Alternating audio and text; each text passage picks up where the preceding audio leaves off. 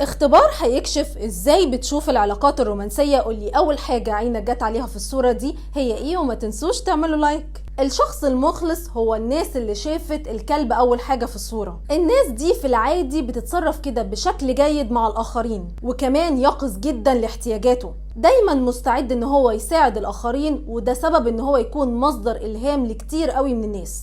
مرتبط جدا بالعلاقة اللي معاه دايما، ومش بيفشل ابدا ان هو يقدر كل الاوقات الجيدة اللي بيعرف يقضيها مع حبايبه. العلاقة الرومانسية بالنسبة للشخص ده بتتميز ان هي علاقة عاطفية قوية ودايمة، وعلى طول بيفاجئ كده شريكه بان هو بيعبر له عن عمق مشاعره. شخصية محبة للمغامرة دي الناس اللي شافت اول حاجة شكل القطة، بيحبوا المغامرة وميالين ان هم يدوروا على سعادتهم وعواطفهم في الاكتشافات والحاجات الجديدة. قبل اي حاجة هم دايما بيسافروا وبيكرروا كده الاماكن، ودايما شنطتهم كده جاهزة للسفر على طول، ان هم يكتشفوا مكان جديد. علاقتهم الرومانسية بيشجعوا العفوية، العاطفة بانهم يخرجوا خروجة غير متوقعة او يعملوا كده مفاجأة رومانسية. هم عارفين ازاي يعيشوا المخاطر اللي تخليهم يبقوا في قصة حب غنية كده بالتجارب القوية. شخص متفائل دول الاشخاص اللي شافت الفراشة اول حاجة، اشخاص متحب كده اللي ابتكاره منفتحة دايما على التجارب.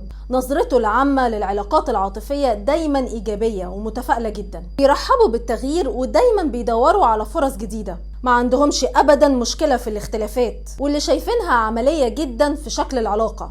ميالين كده ان هم يطوروا علاقتهم الرومانسية بموقف نشط ومتحمس، واللي دايما بيكون منعش للشريك او للطرف التاني. من ضمن صفاتهم المرونة والقدرة على التكيف وقبول اي اختلافات. بيتمتعوا بالتحديات ومش بيخافوا منها، وبيحبوا قوي ان هم يجربوا تحديات جديدة وبيفضلوا مكملين فيها حتى لو ده السبب ان هو هيخليه يطلع من منطقة الراحة بتاعته. الناس دي بقى لو لقت كده علاقة دايمة هتعمل كل اللي في جهدهم علشان خاطر تحافظ عليها. هم كمان كده هتلاقيهم مش بيرتبطوا كتير علشان خاطر عارفين ان كل شيء مش دايم على طول. قولولي في الكومنتات شفتوها ايه.